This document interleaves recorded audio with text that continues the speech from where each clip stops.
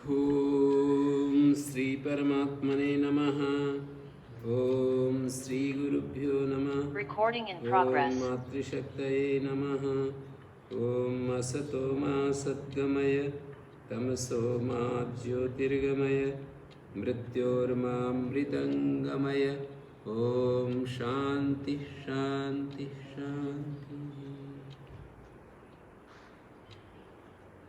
ॐ श्रीगुरुभ्यो नमः। ये रविवारी सत्संग की 43वीं कक्षा है। जीवन में हम समाधान चाहते हैं, समाधान में जीना चाहते हैं, परेशान होकर के नहीं जीना चाहते, कंफ्यूज्ड होकर नहीं जीना चाहते, और हमें कोई परेशान ना करे ये भी चाहते हैं, कोई हमसे अन्याय ना करे ये भी चाहते हैं, ये भी चाहते हैं कि हम किसी प्रकार की अभाव में ना जिए, खाने पीने का अभाव ना हो, वस्त्र आदि का अभाव ना हो, रहने के लिए अब जितना भी जिसका जितनी आवश्यकता है। कोई व्यक्ति तो केवल एक जोड़ा ऊपर नीचे चद्दर कटी वस्त्र में ही अपना काम चलाता है, किसी को ज़्यादा आवश्यकता है, पर जिसकी जितनी आवश्यकता है उस आवश्यकता की पूर्ति चाहता है। ये स्पष्ट है कि हम अभाव में नहीं जीना चाहते, समृद्धि में जीना चाहते हैं। किसी प्रकार का अभाव हमें पसंद नहीं है, अन्याय भी पसंद नहीं है, किसी दूसरे के द्वारा किया गया अज्ञान भी पसंद नहीं है हमें। अज्ञान का मतलब होता है कि हमें कुछ पता ही नहीं चलता क्या कुछ कैसे है दुनियादारी, कैसे संसार, कैसे रिलेशन, क्या कर्म क्या अकर्म, क्या विकर्म, क्या धर्म क्या अधर्म, क्या पाप क्या पुण्य। ये सब हम स्पष्टता चाहते हैं कि ये सारी चीज़ें हमारे सामने बिल्कुल साफ साफ दिखाई दें हमें। और हम ये भी चाहते हैं कि हमारे मन और इंद्रियों का हमारे ऊपर अधिकार हो, हमारे मन और हमारी इंद्रियों पर हमारा अधिकार हो, ये भी हम चाहते हैं। हम कभी भी ये नहीं चाहते कि हम इंद्रिय और अपने मन के गुलाम बने रहें और इंद्रियां और मन हमें इधर से उधर घुमाती रहें। इधर का झोंका आता है हवा का, वो इधर हवा वो झोंका नौका को तालाब आदि में इधर ले जाए और इधर से झोंका आए तो इधर ले जाए। हम नहीं चाहते हैं। जैसे कोई खरगोश इधर भाग रहा हो और आगे फिर कुत्ते मिल जाएं तो वापस इधर भागने लगता है, उधर भी कुत्ते मिल जाएं तो फिर इधर भागने लगता है, फिर उधर भी कुत्ते नहीं तो वापस भागने लगता है, फिर वहाँ भी कुत्ते मिल जाएं तो फिर वापस दौड़ने लगता है। ये पराधीनता है। खरगोश तो चाहता नहीं है कि मुझे कोई मारे, मेरे जीवन को लेने वाले ये जो कुत्ते होते हैं ये मेरे पीछे पड़ रहे हैं, वो नहीं चाहता। इस तरह से सोचता नहीं है, वाक्यों में नहीं सोचता, लेकिन वो जीवन से प्रेम करता है, जीवन को गंवाना नहीं चाहता। खरगोश या कोई भी प्राणी, शेर जब किसी जानवर के पीछे पड़ता है तो जानवर इस तरह से भाषा का प्रयोग नहीं करता है कि ये शेर नाम है इसका, ये मेरे आ गया मेरे को खाने के लिए। ये वाक्य नहीं बोलता है, उसके मन में वाक्य का सिलसिला जो चलता है ना मनुष्य के मन में, वैसा नहीं चलता है वहाँ पर तो बस चीज़ होती है और गया मेरा जीवन। बस भूख लग रही है, भूख शब्द नहीं होते हैं। मनुष्य के अलावा जितनी भी योनि होती हैं वो वहाँ पर शब्द विशेष होते हैं। जैसे कि गाय रंभाती है तो रंभाती हुई गाय को सुन करके उसकी बछिया भी रमाने लगती है, बछिया रंभाती है तो गाय भी रमाने लगती है। दोनों में आपस में ऐसा रहता है ना। गाय को यदि किसी प्रकार का वो अपने बच्चे से लगाव होता है तो वो शब्द बोलती है और बच्चा समझ लेता है कि तेरी माँ बोल रही है, या बच्चे के रंभाने से गाय समझ लेती है कि मेरा बच्चा बोल रहा है। ये वाक्य नहीं होते हैं, पर वो संकेत होते हैं। उन संकेतों को पशु समझते हैं, पर मनुष्य के पास तो वाक्य भी होते हैं, भाषा भी होती है, भाषा भी होती है, चीज़ भी होती है, वस्तु भी होती है। वस्तु का मतलब, वस्तु जो है एक तो होती है विजिबल चीज़ें, मतलब जिनको हम आँखों से देख सकते हैं। एक नॉन विजिबल होती हैं, जिनको हम देख नहीं सकते पर होती है। मनुष्य के सामने दृश्य रूप में होती हैं वस्तुएं, अदृश्य रूप में भी होती हैं वस्तुएं। तो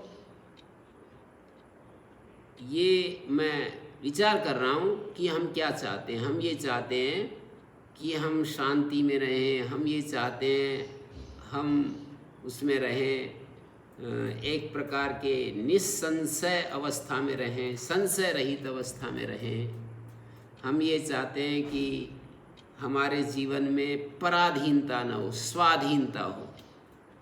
इसलिए कहीं कहीं जब बात आती है तो वो लिखते हैं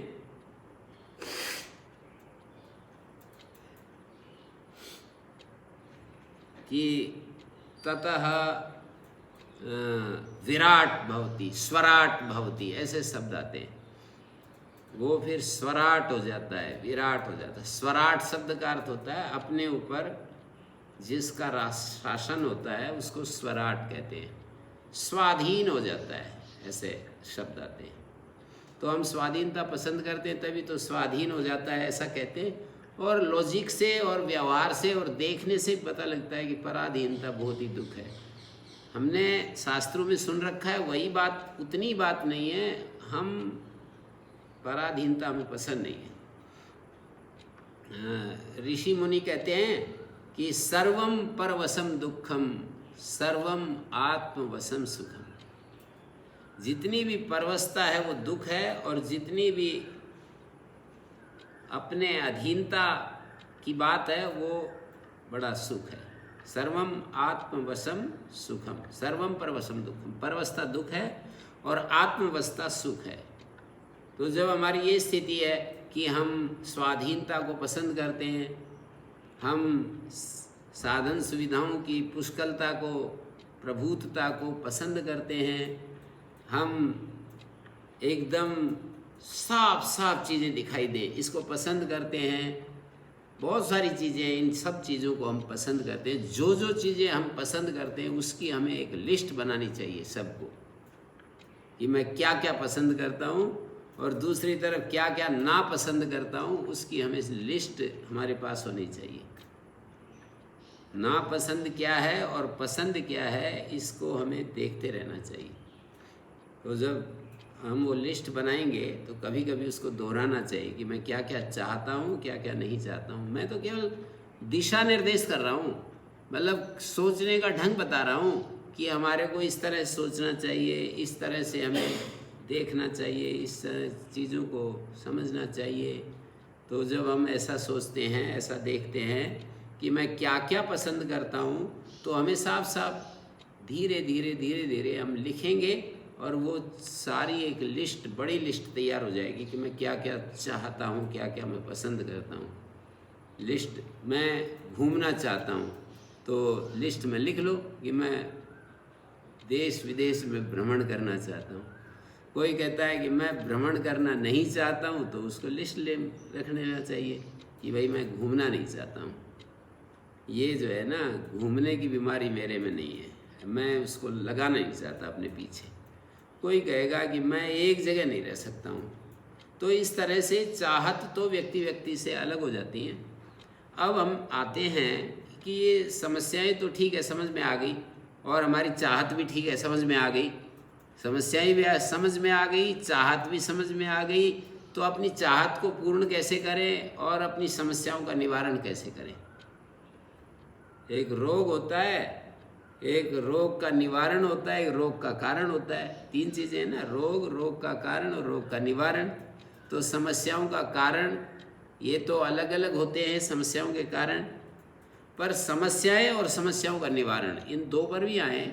समस्याओं का कारण तो वही है, अज्ञान है, कहीं अभाव है, कहीं हमारा स्पर्धा का भाव, कुल मिलाकर के अज्ञान। समस्याओं के कारण को यदि ढूंढेंगे तो कुल मिलाकर के अज्ञान ही कारण के रूप में हमारे सामने आएगा। समस्याओं का कारण, समस्याएं, समस्याओं का निवारण। कारण को हटाने से निवारण तो हो ही जाएगा। तो समस्याओं का कारण कैसे है? जैसे कि कोई व्यक्ति कहता है कि भाई मेरे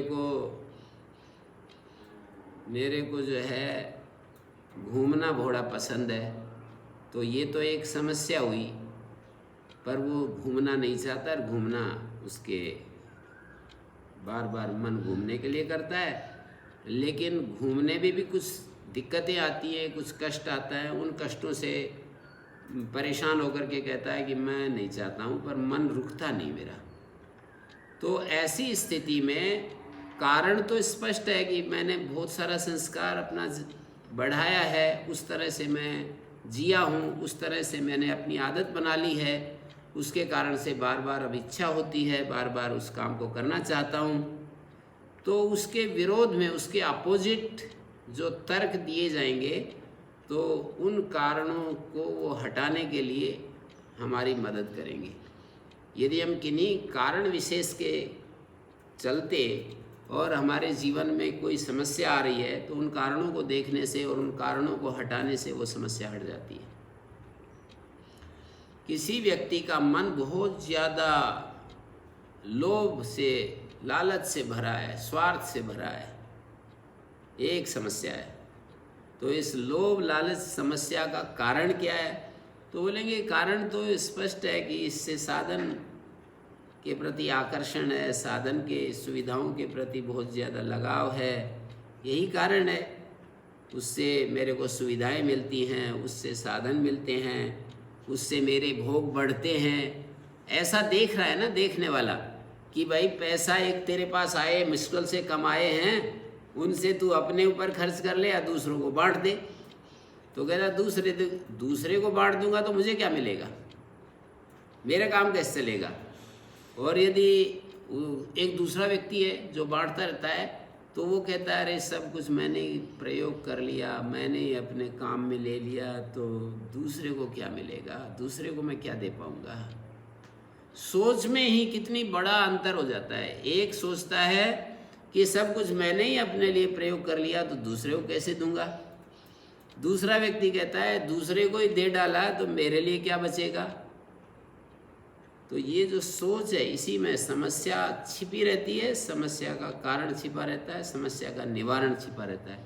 जैसे मैंने कहा कि एक व्यक्ति बहुत ज़्यादा लोभाभिभूत है, माने लोभ से भरा हुआ है, स्वार्थ उसके लिए परम स्थान पर दिखाई देता है, अपना जो प्रयोजन है उसकी पूर्ति होनी चाहिए, उसको ये दिखाई देता है। जैसे किसी के वो कहते हैं ना कि मेरी दाढ़ी में भी आग लग जाए, दूसरे की भी दाढ़ी में आग लग जाए। ऐसे दो व्यक्ति हों जिनकी दाढ़ी में आग लग जाए, तो व्यक्ति पहले अपनी बुझाए या दूसरे की बुझाए। दुनिया में ऐसे बिरले लोग हैं कि झट से दूसरे की तरफ भाग जाता है, मेरा अपना कुछ नहीं देखता है। पर ज़्यादा यदि संख्या देखेंगे तो यही है कि वो अपनी तरफ ही देखेगा, वो दूसरे की तरफ नहीं देख सकता। तो ऐसे ऐसे उदाहरण देख करके, ऐसे ऐसे हमने व्यवहार देख करके हमारा मन एक निश्चय पर पहुंचता है कि भाई मैं जो है, मैं दुनिया तो बस ऐसे ही चलेगी, और दुनिया तो ऐसे ही अपना स्वार्थ, अपना उसको सारी दुनिया स्वार्थी दिखाई देता है। जो स्वयं स्वार्थी होता है ना, उसको दुनिया स्वार्थी दिखाई देती है। सब अपने प्रयोजन पूर्ति करने में लगे हुए हैं, बड़े चालाक हैं, दुनिया बड़ी होशियार है, दुनिया बहुत ज़्यादा छल फरेब में है, यही सब सोचेगा वो। और वो फिर जब ऐसा सोचेगा, दुनिया को चालाक, दुनिया को बहुत ज़्यादा लालची, स्वार्थी ये देखेगा, तो जो उसके पास आएगा वो ऐसे लोगों को क्यों देना चाहेंगे हम। आप विचार कीजिए कि हम अपनी चीज़ को क्यों देना चाहेंगे ऐसे लोगों को जिसको हम चालाक समझ रहे हैं, छल कपट से भरा हुआ समझ रहे हैं। देंगे क्या? हम बिल्कुल नहीं देना चाहेंगे। कभी कभी हम किन्हीं उनको कुछ देना नहीं चाहते पैसे, वो जो मांगने वाले होते हैं, और किसी किसी को दे भी देते हैं।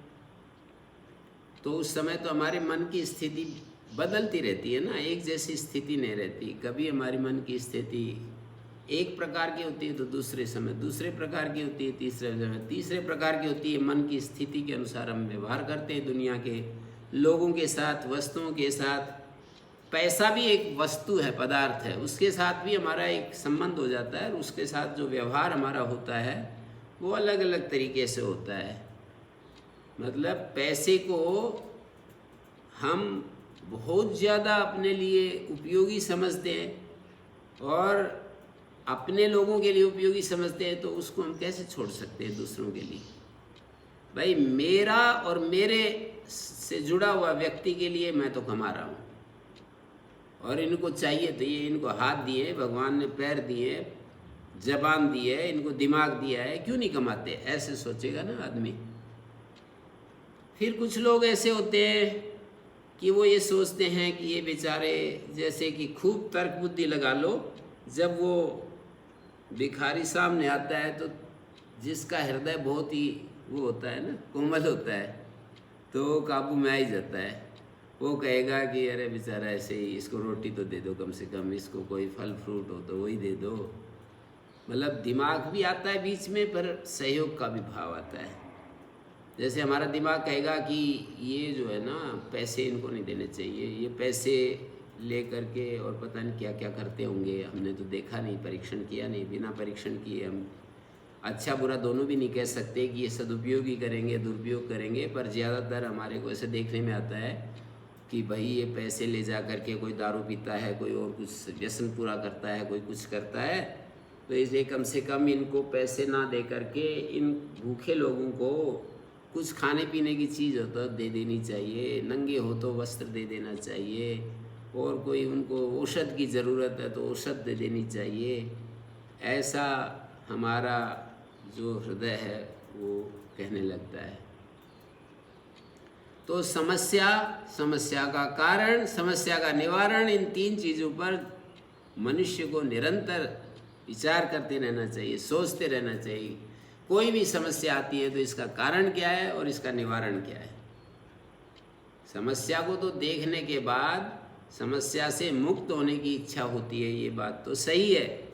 तो कोई पूछ रहा, अगर ये समस्या तो समझ में आ रही है, पर इस समस्या का इलाज क्या है वो बताओ। आज ही एक व्यक्ति बात कर रहा तो बोले समस्या तो ठीक है, समझ में आ गई, पर समस्या का इलाज क्या है ये बताओ। तो समस्या का इलाज तो हो जाता है कि जिन कारणों से वो समस्या हो रही है, कारण और निवारण साथ साथ चलते हैं। इसलिए हमारे योग शास्त्र में ऐसे कहा है कि भाई दुख और दुख का कारण ढूंढो और दुख नाश का उपाय ढूंढो। दुख और दुख का कारण क्या है, और दुख रहित स्थिति भी कोई है क्या, उसको उसका अवलोकन करो, उसको अपनी गहरी आँखों से देखो कि क्या दुख रहित भी कोई दुनिया में स्थिति होती है या केवल बात ही चल रही है।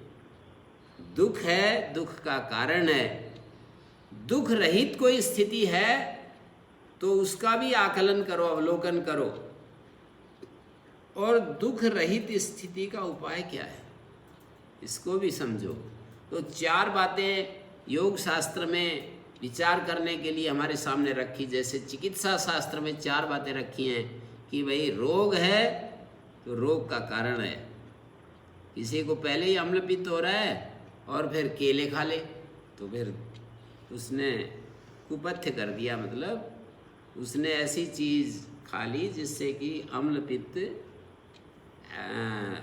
का मतलब होता है वो जो खट्टी डकार और एसिडिटी बोलते हैं ना, उसी को अंग्रेजी में एसिडिटी कहते हैं, उसको संस्कृत में अम्लपित्त कहते हैं। तो किसी को जैसे खट्टी डकारें आती हैं, अम्लपित्त बन रहा है और एसिडिटी बन रही है, तो जी मेरे को तो बहुत ही ज़्यादा एसिडिटी बनती है।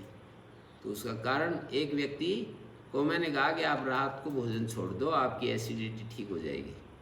छोटी सी बात थी, बिल्कुल एकदम उसको समझ में आ गई और उसने शुरू किया। 4-5 दिन में ही उसको अपना एक्सपीरियंस हो गया कि अच्छा ये ऐसा करने से ऐसा होता है, तो हो गया इलाज।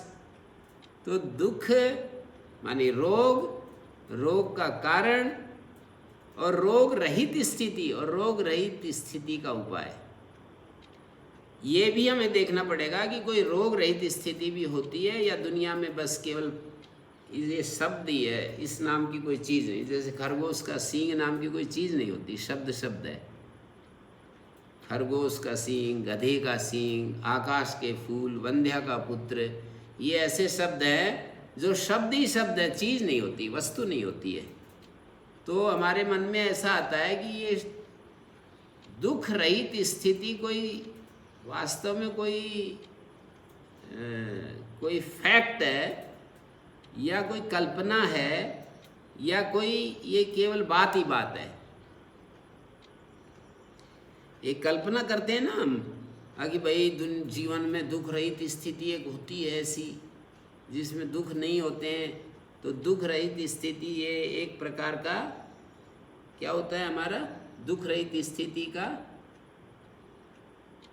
हम जो अवलोकन करते हैं ना, तो यदि वो मिल जाए, बहुत बड़ी ग्रेट अचीवमेंट मानता हूँ मैं तो।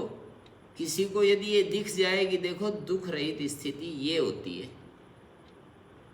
तो निरंतर यदि कोई अपना अवलोकन करता रहे और दुख रहित स्थिति को पहचानता रहे कि ये दुख रहित स्थिति है और ये दुखपूर्ण स्थिति है, तो उसका तो कल्याण हो जाएगा।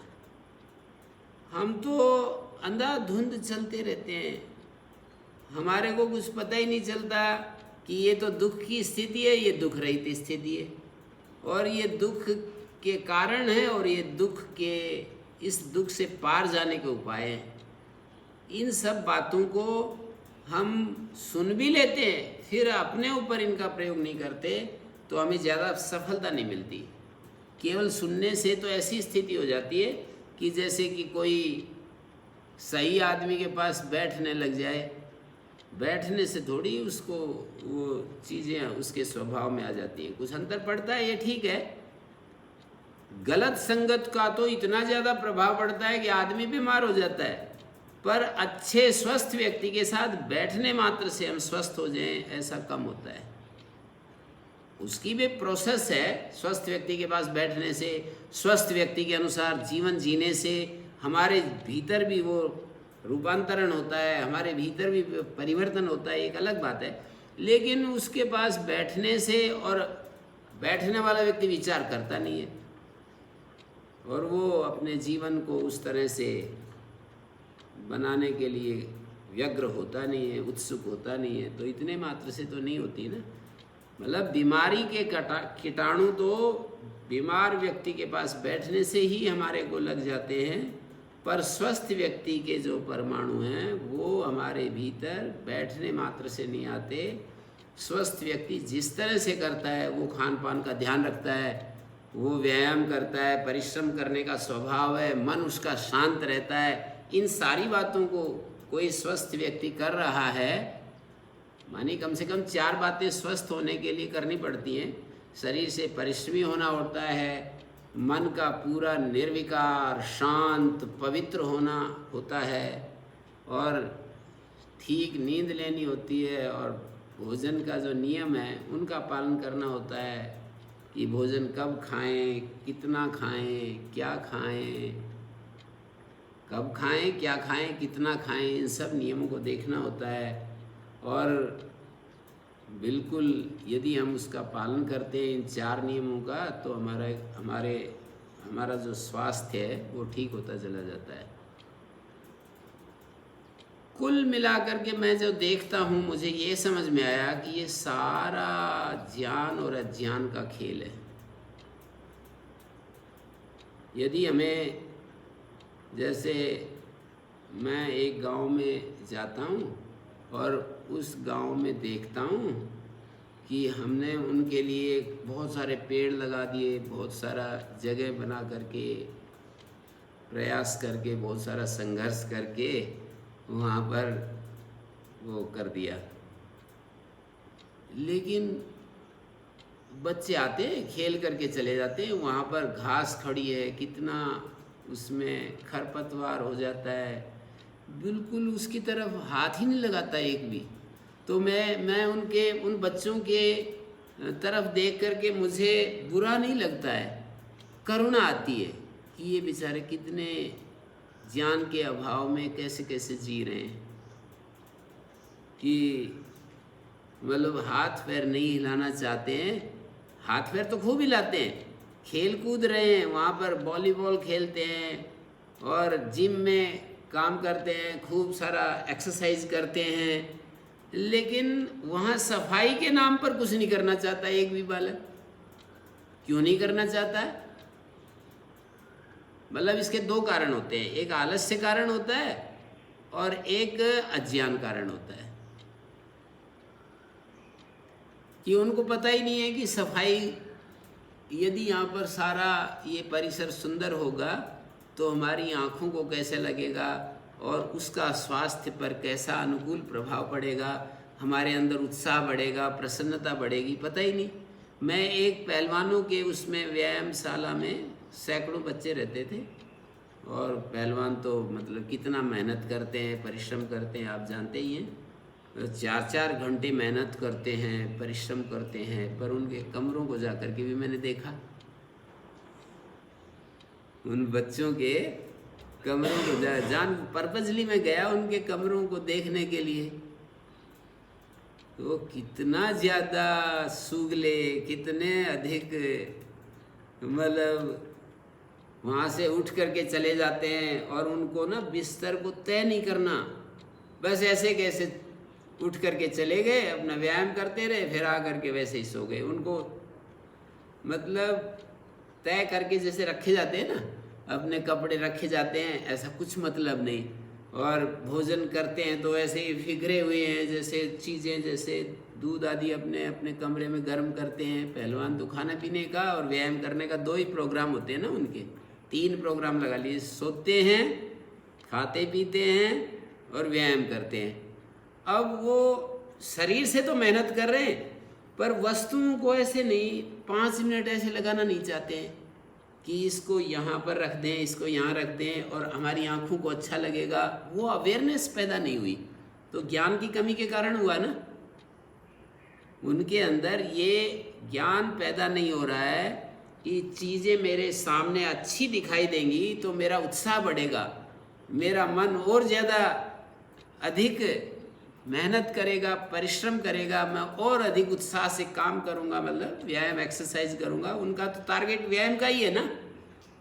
तो 5 मिनट के लिए यदि रोजाना आदमी ऐसे थोड़ा सा देख ले और उन चीज़ों को ऐसा करने लगे, कितना अच्छा हो जाता है।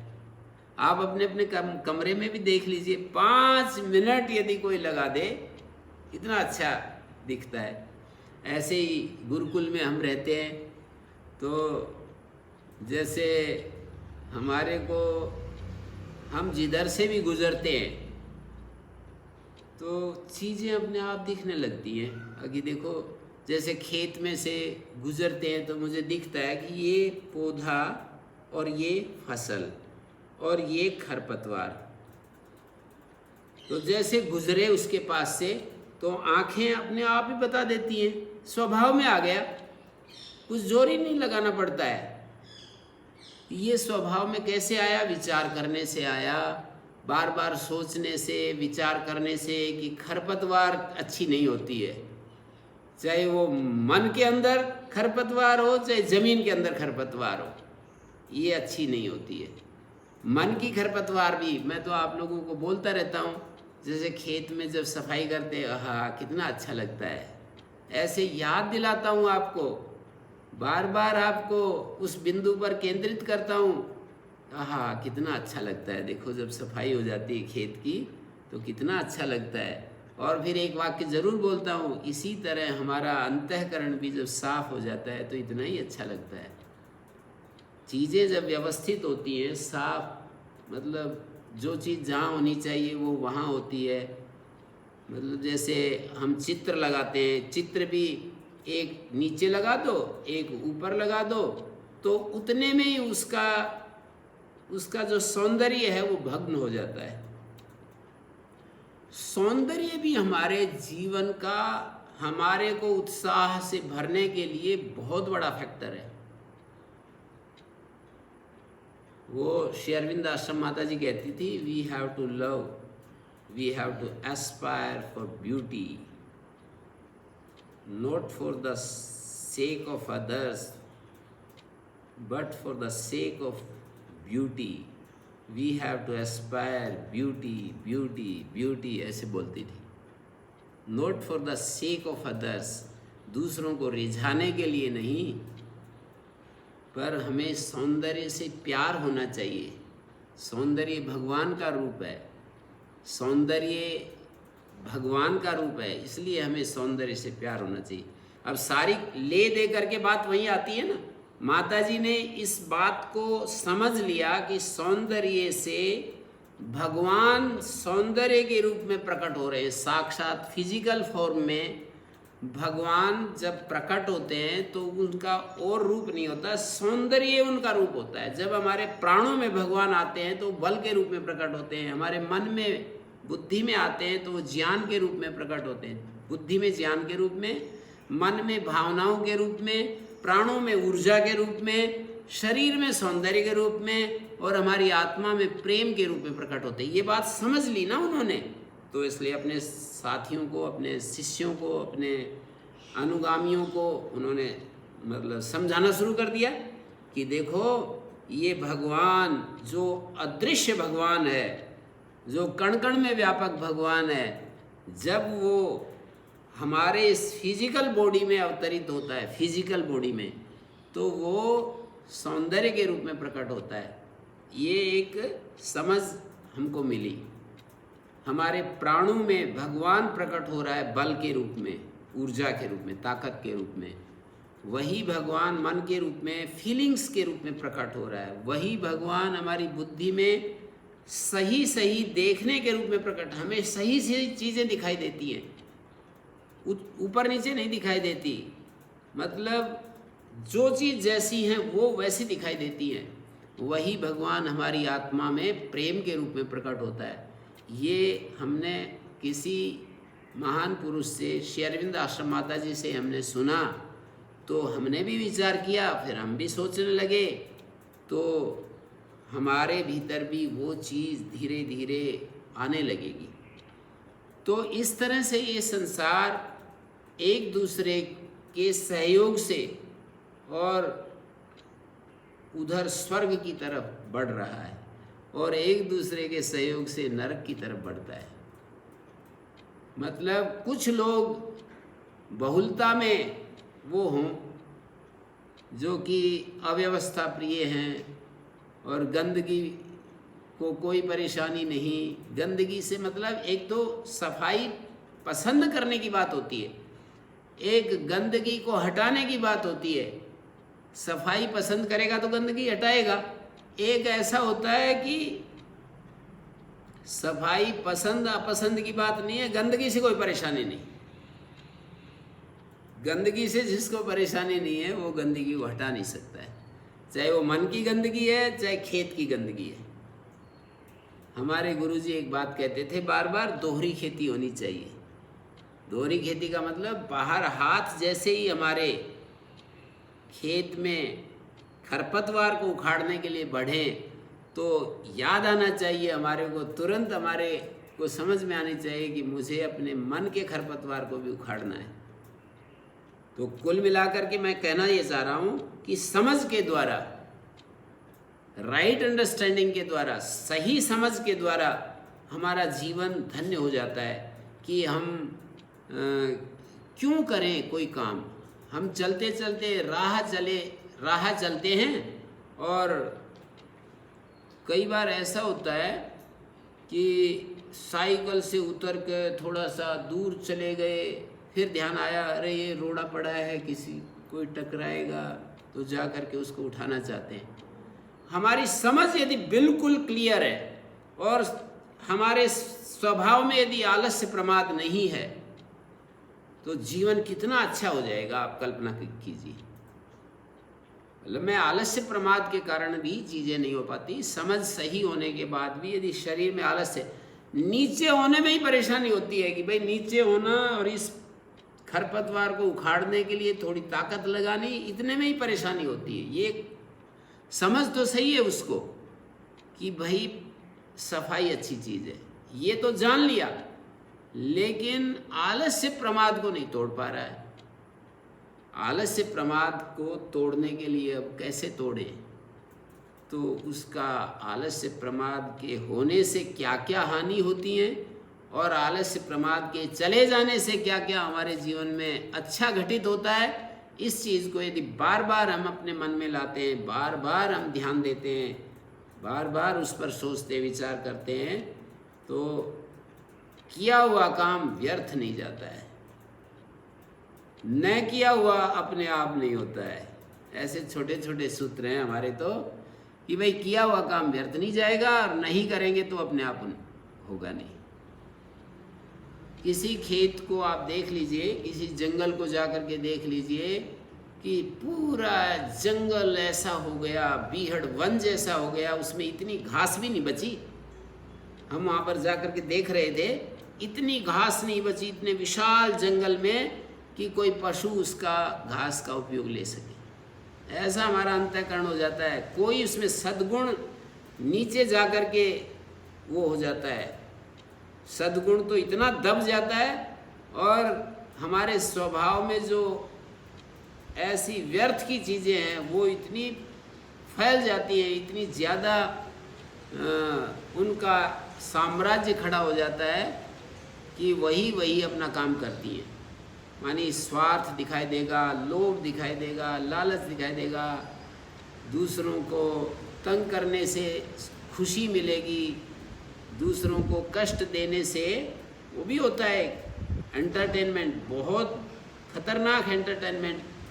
लोग जो है ना क्या क्या करते रहते हैं, बहुत सारे दुनिया में तरह तरह के वो जो मनोरंजनों के जो वो विकास कर लिए लोगों ने। कहीं मैंने सुना था, मुझे नहीं पता, मैं तो सुनी हुई बात कह रहा हूँ, जो देखी हुई है वो मैं बताऊँगा कि मैंने देखा है, और जो सुना है उसको मैं बताऊँगा कि हमने तो ऐसा सुना है।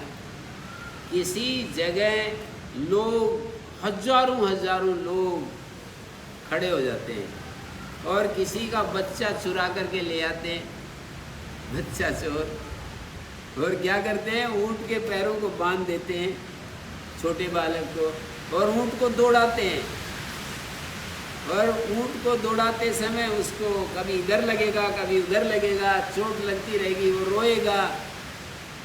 तो इस तरह से वो देखने वाले लोग हंसते रहते हैं, मनोरंजन करते हैं। ये भी देखो कैसा कैसा मनोरंजन कर रहे हैं। कोई ये बहुत 1 साल तक पालते हैं पशु को,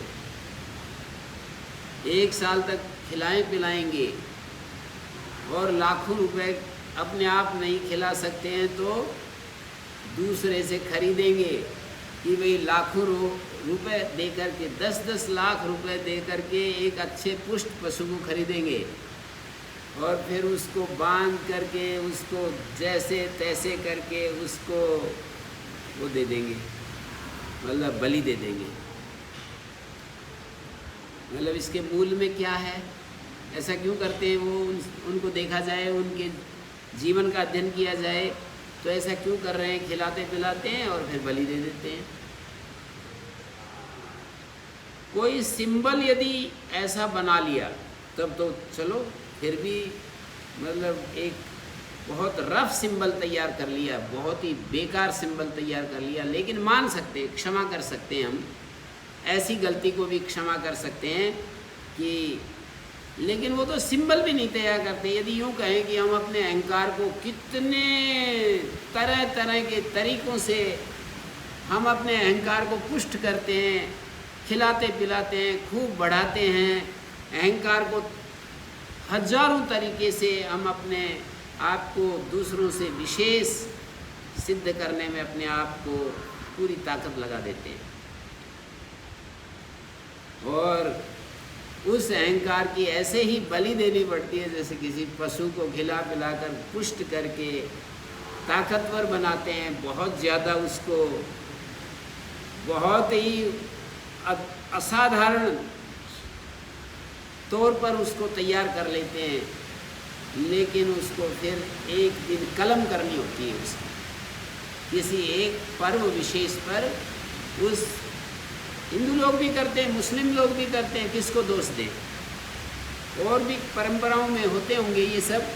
तो इसको सिंबल के रूप में कोई तैयार करे, सिंबल के रूप में माने, तब भी थोड़ी बहुत समझ में आती है कि चलो इन्होंने एक ऐसा क्रूर सिंबल अपने सामने रखा है कि ये अहंकार भी बिल्कुल ऐसे ही है जैसे इस पशु को खिलाया पिलाया, तैयार किया, मोटा ताज़ा किया, बढ़ाया, पुष्ट किया, अपनी सारी ऊर्जा लगाई। हम भी तो जीवन में यही करते हैं ना, अपने अहंकार को बढ़ाने के लिए पूरी ताकत लगा झोंक देते हैं, खूब इसको बढ़ाते हैं, इधर से उधर से पैसे कमा करके, कोई अवार्ड लेकर के खूब, और फिर उसको अंततः हमें उसका कलम करना होता है, नहीं तो हमें स्वर्ग नहीं मिलेगा। अहंकार को स्वर्ग मिल जाता है, ऐसे कहते हैं ना, जिस पशु की बलि देते हैं उस बलि का तो वो उस पशु का उद्धार हो जाता है, उसको जन्नत मिलती है, उसको स्वर्ग मिलता है। ऐसा समझाते हैं बलि देने वाले कि भाई इसकी बलि दे दी तो इसको स्वर्ग मिल गया। तो इस अहंकार की तो बलि कोई नहीं चढ़ाता, मतलब इस तरह से कर रहे हैं। और अहंकार तो वैसा का वैसा है, बात बात में अहंकार अपना वैसे ही सक्रिय सिर उठाता रहता है, अपने को विशेष मानना, दूसरों को साधारण समझना, दूसरों को कुछ भी ना समझना, अपने को विशेष मानना, ये सब होता रहता है। तो ये क्यों हो रहा है? अज्ञान के कारण। तो वही मैं कह रहा हूँ कि यदि हमारे जीवन में अज्ञान दूर हट जाए, ज्ञान का प्रकाश हो जाए, तो कितना हमारा सौंदर्य, सुख, समृद्धि, आंतरिक शांति सब कुछ हमारे बढ़ता चला जाता है। कैसे हमारे जीवन में ये सब चीज़ें निरंतर विकसित होती चली जाती हैं। तो हमें ज्ञान को कुल मिलाकर के बहुत महिमा देनी चाहिए कि हमें जीने का ढंग आता है, हम दूसरों की सहायता करते हैं, तो ज्ञान हमको राह दिखाता है कि दूसरों की सहायता क्यों करनी चाहिए, दूसरों की सहायता क्यों करनी चाहिए। ज्ञान हमें राह दिखाएगा कि भाई अल्टीमेटली घूम फिर कर के चीज़ें हमारे को ही प्राप्त होती हैं, ये दिखाएगा।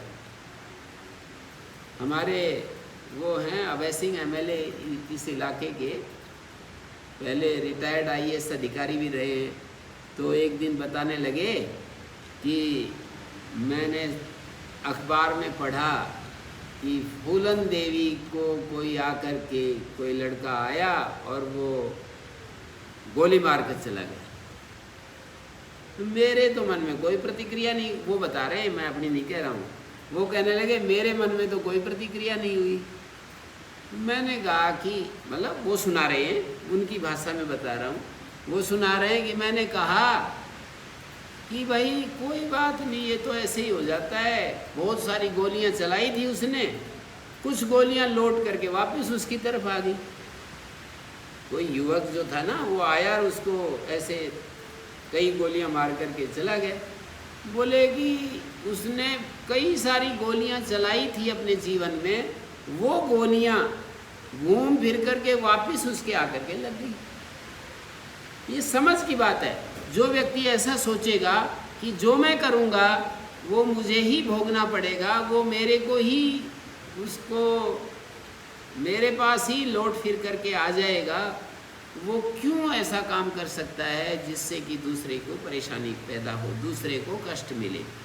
यदि समझ में क्लैरिटी आ गई, बिल्कुल साफ साफ दिखाई देता है कि जो मैं दूसरों के साथ करूँगा वही मुझे मिलेगा, वो नहीं कर सकता। आदतवश आप कहोगे कि जी समझने के बाद भी आदतवश आदमी करता चला जाता है, कब तक करेगा आदतवश? समझ जितनी स्पष्ट होगी, आदत पर भी रोक लगती चली जाती है, आदत भी बदलती चली जाती है। धीरे धीरे धीरे धीरे हमारे मन के जो स्वभाव हैं वो बदलना शुरू हो जाते हैं, आदत धीरे धीरे बदलने लगती है। यानी हमारी जो आदतें हैं वो भी धीरे धीरे, जैसे कोई व्यक्ति शराब के बारे में बहुत ज़्यादा सोचने लगे कि ये तो भाई तेरा जीवन तो बर्बाद हो गया, तेने तो नरक बना दिया जीवन को, अपने को भी और दूसरों के भी। बड़े से बड़ा नशा भी छूट सकता है यदि विचारशील हो तो। मन की बहुत संकल्प शक्ति चाहिए, ये तो ठीक है, हम मानते ही हैं, लेकिन बड़े बड़े नशे भी, मैंने तो कई लोगों को देखा है। एक मेरे परिचित युवक हैं पंजाब के, बहुत अच्छे युवक हैं। एक बार मैं उनके घर गया तो उन दिनों में वो नशे में होता था, तो वो मिलाना चाह रहे और मिले नहीं, मतलब मेरे से बात करने के लिए राजी नहीं। वही युवक फिर भी ठीक नहीं हुआ था, पतंजलि योगपीठ में रहते हुए आया। मैं बोला चलो स्वामी जी से मिलाते हैं, तो आपका चित्र खिंचवा देते हैं। लोग तो चित्र के लिए जो है तड़पते रहते हैं, आगे हमारे चित्र स्वामी जी के साथ। वो पीछे पीछे सरके, मैं तो उसको थोड़ा करूं और वो जो है पीछे पीछे सरके, नहीं। तो वही लड़का अपने आप को ठीक कर लिया, बिल्कुल एकदम से। सारे जो ये होते हैं ना, तरह तरह के नशे होते हैं, उनसे पार हो गया। वो इतना अच्छे से बात करता है, हमको घुमाता है, बात करता है। और उसने बाद में जो है मेरे से आकर के कहा, स्वामी जी महाराज से बात, वो टाइम मिल जाए तो मैं उनके साथ कुछ चर्चा करना चाहता हूँ। एक समय वो लड़का अपना चित्र नहीं खिंचवाना चाह रहा है स्वामी जी के साथ, और कहने पर भी वो पीछे हट रहा है, सरक रहा है, और दूसरे समय वो स्वयं कह कर के कह रहा है कि स्वामी जी महाराज समय दे दें तो मैं उनके साथ बैठना चाहता हूँ। तो हम जब, हमारा मन की ये अलग अलग स्थितियाँ हैं, इनको देखना चाहिए, विचार करना चाहिए कि हम अलग अलग रूपों में कैसे हमारी इच्छाएं बदल जाती हैं, और कैसे हम एक स्तर में अपने को हेल्पलेस अनुभव करते हैं, एक दूसरी स्थिति में हम पार भी जा सकते हैं इन सब चीज़ों से। तो मैंने ऐसे कुछ लोगों को देखा, बहुत ज़्यादा नहीं। एक व्यक्ति यहाँ पर खानपुर में, उनकी देवी जी अध्यापिका थी, और वो 5-5 लीटर रोज़ाना शराब पीते थे, ऐसे पड़े रहते थे। और मैंने भी खूब देखा ऐसे पड़े ही, उस इसमें खेतों में पड़े हुए देखा ऐसे। और धीरे धीरे हमने कहा चौधरी साहब कहते थे हम उनको, तो हमने कहा चौधरी साहब ये तो करना ही पड़ेगा। धीरे धीरे संपर्क में आए और उन्हें शराब छोड़ी, धूम्रपान करते थे, धूम्रपान छोड़ा, चाय तक छोड़ दी। तो हम जो है समझ में यदि चीज़ें ठीक ठीक आने लग जाएं, समझ में कैसे आती हैं? अच्छी पुस्तकों से समझ में आती हैं, विचार करने से समझ में आती है, अच्छे लोगों के, मतलब जिन चीज़ों को हम हटाना चाहते हैं उनके साथ उठने बैठने से समझ में आती है, और तो कोई रास्ते नहीं। समझ में कैसे आती हैं चीज़ें, यदि ये पूछे या ये आप स्वयं खोज करो तो कैसे आती हैं? समझ वाले लोगों के पास रहने से समझ में आती है। स्वाध्याय की प्रवृत्ति हो तो अच्छी पुस्तकों के अध्ययन से भी समझ में आती है। ये दोनों भी काम ना हो तो अपने जीवन के बारे में देखने सोचने से भी समझ में आती है कि देखो मैं ये सब चीज़ें कर रहा हूँ तो मेरा जीवन का क्या उपयोग हो रहा है, मैं नहीं कर रहा हूँ तो क्या उपयोग हो रहा है। ये विचार करने से भी समझ में आती है। जब हम विचार करते हैं तो वो चीज़ें हमारे भीतर घटित होने लगती हैं, समझ में आने लगती हैं। तो जो जिनको महापुरुषों का संग मिलता है, महापुरुषों के संग में रहना चाहिए। जिनको अच्छी पुस्तकें पढ़ने की आदत है वो अच्छी पुस्तकें पढ़नी चाहिए, दोनों भी नहीं है तो विचार तो ज़रूर करना चाहिए, अपने भीतर सोचना चाहिए, विचार करना चाहिए। किन्नु में पशुभिस्तुल्यम किन्नु सत्पुरुषैरिति अहन्य अन्य अवेक्षेत नरश्चरितमात्मना, ऐसे महाभारत में कहा है कि मनुष्य प्रतिदिन अपने चरित्र को देखे कि मैं पशुओं की तरह जी रहा हूँ या मनुष्यों की तरह जी रहा हूँ, पशुओं के जैसे जी रहा हूँ या मनुष्यों की जैसे जी रहा हूँ। तो अपने बारे में सोचने से भी हमारी समझ विकसित होती है। समझ यदि हमारी ठीक हो जाए तो बहुत ज़्यादा कठिनतम चीज़ें भी सहज हो सकती है। समझ सही हो जानी चाहिए। मैं ये नहीं कहूँगा कि एक झटके में सारी चीज़ें नहीं हो जाएंगी, क्योंकि विपरीत आदतें आदमी का पीछा करती रहती है, लेकिन कब तक करेंगी, कब तक करेंगी? यदि समझ बढ़ती चली जाएगी और वो बार बार अपने आप को ठीक करने के लिए उसके अंदर उत्साह का वेग होगा, तो 1000 बार फेल होने के बाद वो फिर जैसे थॉमस अल्वा एडिसन 1000 टाइम्स, जैसे उनके लिए आता है ना कि थॉमस अल्वा एडिसन जिसने ये बल्ब का आविष्कार किया था, उसने 1000 परीक्षण किए, 1000 टाइम्स ही फेल्ड देन ही सक्सीडेड। वो 1000 बार परीक्षण किए, फेल हो गया, फेल होता चला गया, फेल होता चला गया और अंततः जा कर के उसे सफलता मिली। तो ये बात हमारे जीवन में भी है।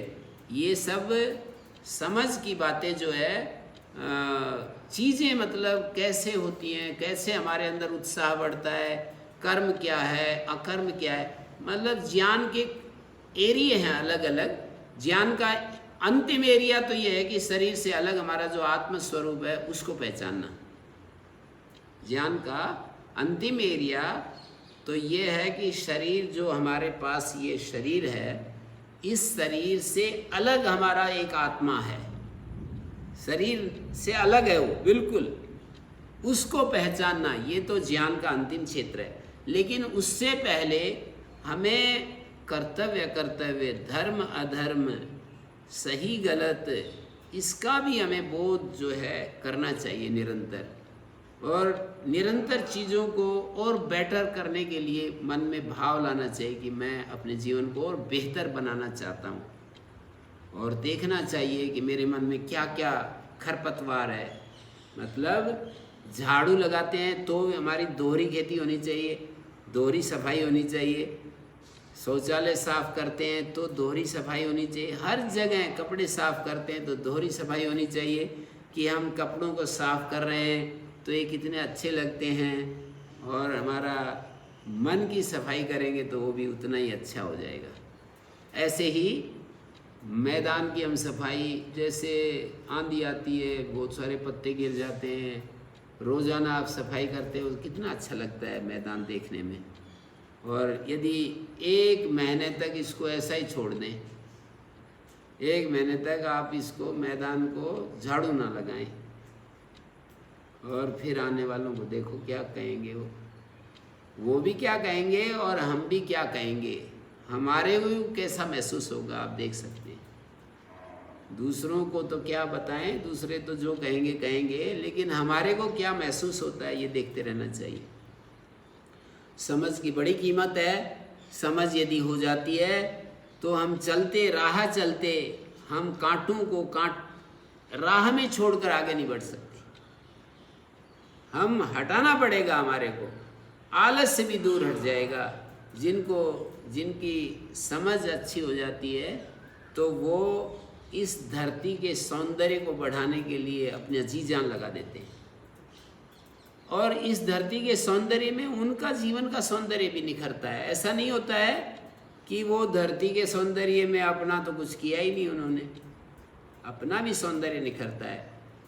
अपना सबसे ज़्यादा इस रास्ते पर, भगवान के रास्ते पर चलने वाले लोगों का अपना अहित उसमें होता है जब हम किसी मिली हुई शक्ति, सामर्थ्य, योग्यता के आधार पर अपना दूसरों से मूल्यांकन करते समय अपने को विशेष अनुभव करने लगते हैं, तो इस आध्यात्मिक जगत में हमारी हानि शुरू हो जाती है। मतलब आत्मा की तरफ हमारा प्रयाण नहीं होता, दुनियादारी वाले हो जाते हैं हम। मिली हुई योग्यता, मिला हुआ सामर्थ्य, मिला हुआ कोई शक्ति, धन की शक्ति है, किसी के पास रूप की शक्ति है, किसी के पास कर्म करने की शक्ति है, किसी के पास दौड़ने की शक्ति है, किसी के पास, हम वहाँ पर पहाड़ पर, ढोसी के पहाड़ पर चढ़ रहे थे, तो आप लोगों में से एक दो ब्रह्मचारी ऐसे टक टक करते ऊपर जा रहे थे, है ना। तो ये जो है ना, दूसरों से विशेष योग्यता हो गई ना, ऐसे कह रहा हूँ। कोई व्यक्ति अच्छा भाषण करना जानता है, कोई व्यक्ति अच्छा लिख सकता है, कोई व्यक्ति अच्छा बोल सकता है, अच्छी कई भाषाएं जानता है, टेक्नोलॉजी जानता है, कोई और हुनर जानता है, ड्राइविंग जानता है, कोई कंप्यूटर पर काम करना जानता है। ये कितनी सारी सामर्थ्य, योग्यताएं अलग अलग हमारे जीवन में हमें मिली हुई होती हैं। उन योग्यताओं के आधार पर हम दूसरों से अपने आप को विशेष अनुभव करने लगते हैं, तो हमारा सारा विकास अवरुद्ध हो जाता है। हमारा ये भी एक अंडरस्टैंडिंग की बात हुई ना, समझ की बात हुई ना। मैंने ये बात रखी, उस पर आप सोचोगे, आप विचार करोगे, तो फिर आपको पता लगेगा कि अच्छा इसका ये मतलब है। अहंकार जो है, अभी मैंने थोड़ी देर पहले कहा था कि भाई अहंकार को एक दिन विशेष रख देते हैं और उस पर अहंकार की बलि चढ़ानी होती है। जैसे किसी 1 साल तक किसी बकरे को, किसी बैल को, किसी भैंसे को तैयार करते रहते हैं, और 1 साल पूरा होने के बाद पहले ही दिन से खिलाना शुरू कर देते हैं, बड़े चाव से उसको। कितना अच्छा सिंबल है ये, सिंबल तो बहुत अच्छा है। रफ जरूर है कि इस सिंबल में हिंसा छिपी हुई है, लेकिन अहंकार को नाश करने के लिए भी तो ऐसे हिंसा करनी पड़ती है, अपने आप को क्रूर होना पड़ता है। कि जिस अहंकार को हमने अलग अलग विधियों से पाला पोसा बड़ा किया, जिस अहंकार को बढ़ाया, अपनी सारी ऊर्जा ताकत लगा दी, उसी अहंकार को हम अपने ही द्वारा उसका कत्ल कर रहे हैं, कलम कर रहे हैं। अहंकार को भगवान की बलिवेदी पर चढ़ा रहे हैं कि ये अहंकार आप लो। स्तुता मया वरदा वेद माता प्रचोदयंताम पावमानी द्विजानाम। मैंने इस कल्याणी वेदवाणी का श्रवण किया है, स्तवन किया है, ये हम सबको प्रेरणा दे। और स्तुता मया वरदा वेद माता प्रचोदयंताम पावमानी द्विजानाम आयु प्राणम प्रजाम पशुम कीर्तिम द्रविणम ब्रह्मवर्षम। सारी चीज़ें दुनिया की हम कमाएं, बढ़ाएं, इन सब को अपने साथ संजो करके आगे बढ़ें, लेकिन आखिर में सब का त्याग करना ही पड़ेगा। जैसे मैंने कहा कि अपने पशुओं को हम पालते पोसते हैं, और उसमें भी बताते हैं, ये वैदिक लोग भी ये बताते हैं कि पशु में हिंसा देने से, पशु में उस पशु की बलि देने से, पशु याग करने से उस पशु का उद्धार हो जाता है, उस पशु को स्वर्ग मिलता है। मतलब तार्किक लोग फिर इसका खंडन करते हैं कि तुम उसको स्वर्ग क्यों दिलाओ, फिर तो आप अपने माता पिता को, अपने बच्चों को स्वर्ग दिलाओ, यदि उन्हीं को स्वर्ग की दिन देने की। पर वो तो एक सिंबल उन्होंने बना लिया। मैं जैसा सोचता हूँ, उन्होंने एक सिंबल बना लिया कि भाई इस पशु का ये काम करने से हमारे उसमें 10 अंगों को निकालते हैं, एक एक अंग को। मैं वैदिक लोगों की बात कर रहा हूँ कि एक एक अंग, उसका हृदय निकालते हैं, उसकी ये निकालते हैं, वो निकालते हैं, मतलब उसकी हर चीज़ की आहुति देते हैं। तो हम अपने व्यक्तित्व के हर अंग को इदन न ममा, उसके लिए अर्पित करते हैं। अपने किसी भी चीज़ पर हम अपना अहंकार, ये सारी समझ की बात तो हुई ना। समझ से हमको पकड़ में आई बात कि हमें किसी भी बात का अहंकार नहीं करना चाहिए। हर चीज़ को हमने बलिवेदी पर, भगवान की बलिवेदी पर चढ़ा दिया। तो अब मेरा क्या बचा, क्या लागे मेरा, क्या बोलते हैं, तेरा तुझको सौंप कर क्या लागे अब मेरा। मेरा मुझ में कुछ नहीं। मुझ में कुछ नहीं, हाँ जो कुछ है सो तोय, तेरा तुझको सौंप कर क्या लागे फिर मोए, मेरा क्या है फिर। तो ऐसे ये सारी समझ की तो बात है। मतलब हम सबसे ज़्यादा इस रास्ते पर चलने वालों को यदि कोई कहता है कि मैं अध्यात्म के पथ पर चलना चाहता हूँ, तो ये बहुत ही मतलब इनको तेजस्वी सिंबल भी बता सकते हैं, इसको थोड़ा क्रूर सिंबल भी बता सकते हैं।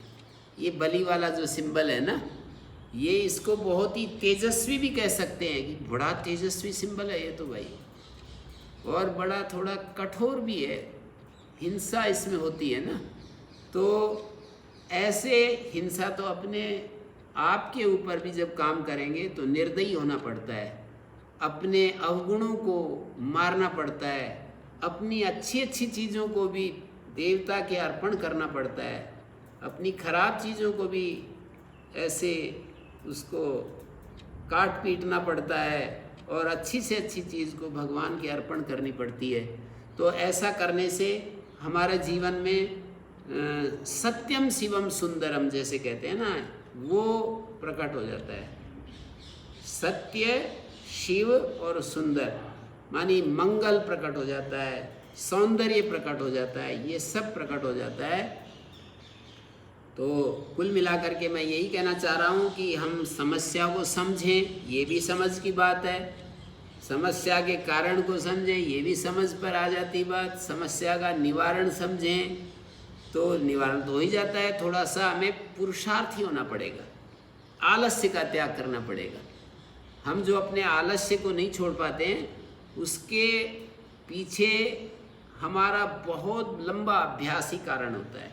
लंबे समय तक हम किसी अभ्यास में से गुजरते हैं तो चीज़ें जो है स्वाभाविक जैसी हो जाती हैं, उनसे अलग हटना बहुत मुश्किल जैसा प्रतीत होता है। तो हमें अपने आप को, अपने स्वभाव को ऑब्जर्व करना चाहिए, अपने स्वभाव को देखते रहना चाहिए कि कहाँ मेरे स्वभाव में गलत तत्व आ गए हैं और उनको मुझे ठीक करना है, उनको सही मुझे करना है। तो ये सब देखते रहना चाहिए, कहाँ मेरी गड़बड़ है, कहाँ मेरे में अच्छाई है। गड़बड़ को ठीक करना और अच्छाई का अभिमान नहीं करना, गड़बड़ को ठीक करते रहना, अच्छाई का अभिमान नहीं करना। ऐसे आप पक्का इस बात को अपने भीतर जमाओ कि जो गड़बड़ है उसको ठीक करेंगे और जो अच्छा है उसका अभिमान नहीं करेंगे। ऐसा यदि हम, तो ये वाली जो समझ है ना, हमको आगे बढ़ाएगी और अंततः उस अंतिम समझ को हम प्राप्त कर लेंगे। शरीर से अलग हमारा स्वरूप है ना, वो हमें मिल जाएगा। पर पहले ये सारी समझ, अहंकार को छोड़ना, बुराइयों को छोड़ना और दूसरों के निंदा चुगली को छोड़ना, दूसरों को बुरा देखना छोड़ना, दूसरों का बुरा करना छोड़ना, दूसरों के बारे में बहुत ज़्यादा इंटरेस्ट लेना। मतलब आदमी अपने बारे में इतना इंटरेस्ट नहीं लेता, दूसरों की चर्चा होती है तो बड़े चटकारे लेकर के रस लेता है, निंदा में, चुगली में। तो इन सब चीज़ों को हमें अपने स्वभाव से निकालना, खरपतवार है ये हमारे मन की, इस खरपतवार को ठीक करना। तो अभी हम यहीं पर विराम देते हैं और सायंकाल फिर 8 बजे ये फिर एक सत्संग होगा, 8 बजे फिर हम मिलेंगे। ओम शांति शांति शांति। Recording stopped.